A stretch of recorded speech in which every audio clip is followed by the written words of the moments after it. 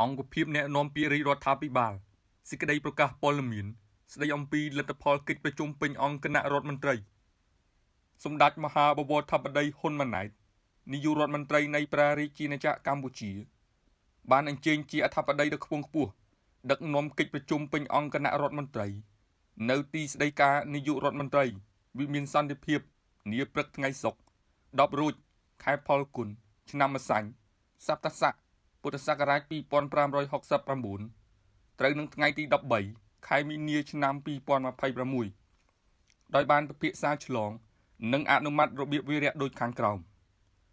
1. សេចក្តីព្រាងច្បាប់ស្តីពីការប្រឆាំងការឆបោកតាមប្រព័ន្ធបច្ចេកវិទ្យាសេចក្តីព្រាងច្បាប់នេះមាន5ជំពូកនិង24មាត្រាត្រូវបានរៀបចំឡើងដោយផ្អែកតាមមូលដ្ឋានសំខាន់ៗទាំងច្បាប់ជាតិនិងច្បាប់អន្តរជាតិជាពិសេសអនុសញ្ញាអង្គការសហប្រជាជាតិស្តីពីការប្រឆាំងបទឧក្រិដ្ឋកម្ម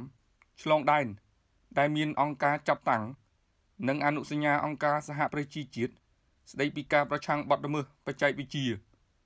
ព្រមទាំងច្បាប់នៃបណ្ដាប្រទេសមួយចំនួន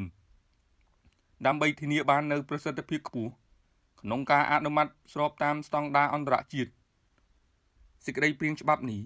បង្កើតឡើងក្នុងគោលបំណងកំណត់អំពីវិធានផ្នែកព្រហ្មទណ្ឌដើម្បីលើកកម្ពស់ប្រសិទ្ធភាព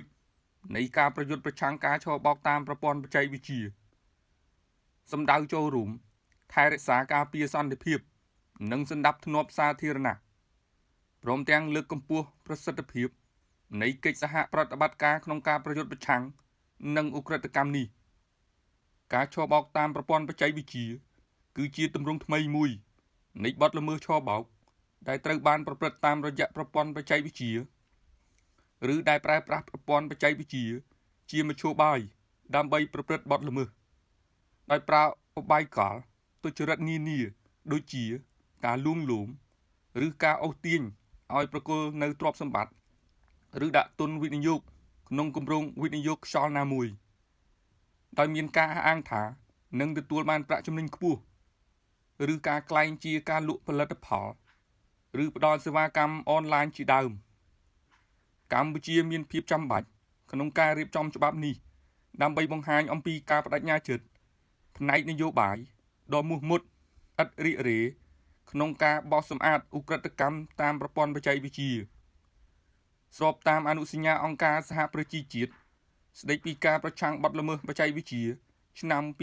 2024និងប្រយុទ្ធប្រឆាំងនឹងការសម្អាតប្រាក់ព្រមទាំងដើម្បីដោះស្រាយបញ្ហាប្រឈមនឹងទិដ្ឋភាពច្បាប់សម្ដៅលើកម្ពស់ប្រសិទ្ធភាពនៃការប្រយុទ្ធប្រឆាំងនឹងការឆបោកតាមប្រព័ន្ធបច្ចេកវិទ្យានិងការសម្អាតប្រាក់ដែលពាក់ព័ន្ធនឹងអំពើឆបោកតាមប្រព័ន្ធបច្ចេកវិទ្យានេះសម្រាប់ពេលបច្ចុប្បន្ននិងអនាគតខ្លឹមសារសំខាន់នៃសេចក្តីព្រាងច្បាប់នេះរួមមានទី1ការបង្កើតឲ្យមាននៅបទល្មើសព្រហ្មទណ្ឌថ្មីចំនួន5បន្ថែមមានជាអាច 1. បទឆបោកតាមប្រព័ន្ធបច្ចេកវិទ្យា 2. បទរៀបចំឬដឹកនាំមជ្ឈមណ្ឌលឆបោកតាមប្រព័ន្ធបច្ចេកវិទ្យា 3. បទជ្រើសរើសឬបណ្ដុះបណ្ដាលអ្នកដទៃឲ្យចូលរួមប្រព្រឹត្តអំពើឆបោកតាមប្រព័ន្ធបច្ចេកវិទ្យា 4. ការប្រមូលក្នុងចេតនាទុច្ចរិតនៅឯកសារសម្គាល់អត្តសញ្ញាណឬឯកសារព័ត៌មានផ្ទាល់ខ្លួនរបស់អ្នកដទៃ 5. ការបង្កើតទម្រង់ពិសេសនៃបទល្មើសសម្អាតប្រាក់និងទី2លើផ្នែកនីតិវិធីព្រហ្មទណ្ឌត្រូវបានកំណត់នៅវិធានពិសេសមួយចំនួនដូចជា 1. រយៈពេលនៃការឃាត់ខ្លួន 2. ការផ្អាកការឃាត់ទុកនិងការបង្កក 3. ការរឹបអូសទ្រព្យ 4. ការមិនទទួលខុសត្រូវព្រហ្មទណ្ឌ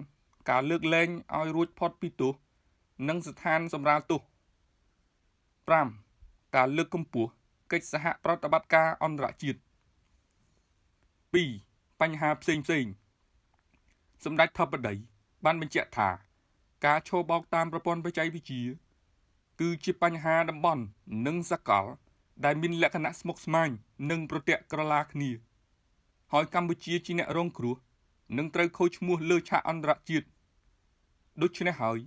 យុទ្ធនាការបង្ក្រាបការចូលបោកតាមប្រព័ន្ធបច្ចេកវិទ្យាឬហៅថា scam online មិនមែនជាសកម្មភាពដែលធ្វើឲ្យល្អមើលឬធ្វើត្រឹមពិធីបុណ្យចូលឆ្នាំខ្មែរដោយមតិមួយចំនួនបានលើកឡើងនោះទេ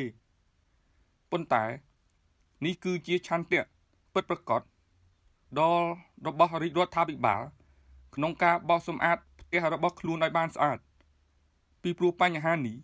បានប៉ះពាល់ដល់មុខមាត់ប្រទេសជាតិនិងសេដ្ឋកិច្ចសង្គមកម្ពុជាដូច្នេះរាជរដ្ឋាភិបាលមានឆន្ទៈប្រយុទ្ធប្រឆាំងការឆបោកតាមប្រព័ន្ធបច្ចេកវិទ្យានេះយ៉ាងម៉ឺងម៉ាត់ដោយមិនលើកលែងនិងមិនថយក្រោយជាដាច់ខាតសម្ដេចធិបតីបានណែនាំឲ្យក្រសួងស្ថាប័នពាក់ព័ន្ធនិងអាជ្ញាធរដែនដីបន្តយកចិត្តទុកដាក់ចំពោះជនភៀសសឹកទាំងអ្នកដែលបានវិលត្រឡប់ទៅផ្ទះសម្បែងវិញទាំងអ្នកនៅមិនទាន់អាចវិលត្រឡប់ទៅវិញដោយត្រូវគិតគូរទាំងផ្នែកជីវភាពនិងហេដ្ឋារចនាសម្ព័ន្ធដែលជាតម្រូវការចាំបាច់របស់ពួកគាត់សម្ដេចបានបញ្ជាក់ឡើងវិញថាការផ្ដល់ជំរកបណ្ដោះអាសន្នដល់ជនភៀសសឹកដែលមិនទាន់អាចវិលត្រឡប់ទៅផ្ទះសម្បែងវិញបានគឺជាការគិតគូរពីសុខទុក្ខរបស់ពួកគាត់ទាំងបរិស្ថាននិងសុខុមាលភាពតែមិនមែនមានន័យថារាជរដ្ឋាភិបាលបោះបង់សិទ្ធិទាមទារទឹកដីនោះឡើយរាជរដ្ឋាភិបាលមានជំហរម៉ឺងម៉ាត់និងដាច់ខាតក្នុងការការពារបូរណភាពទឹកដីហើយបាននឹងកំពុងធ្វើការងារនេះយ៉ាងសកម្មតាមយន្តការការទូតដោយសន្តិវិធីសម្ដេចធិបតីបានណែនាំឲ្យក្រសួងការបរទេសនិងសហប្រតិបត្តិការអន្តរជាតិនិងក្រសួងពាក់ព័ន្ធបន្តតាមដានដោយយកចិត្តទុកដាក់ខ្ពស់ចំពោះសុខសុវត្ថិភាពរបស់ប្រជាពលរដ្ឋ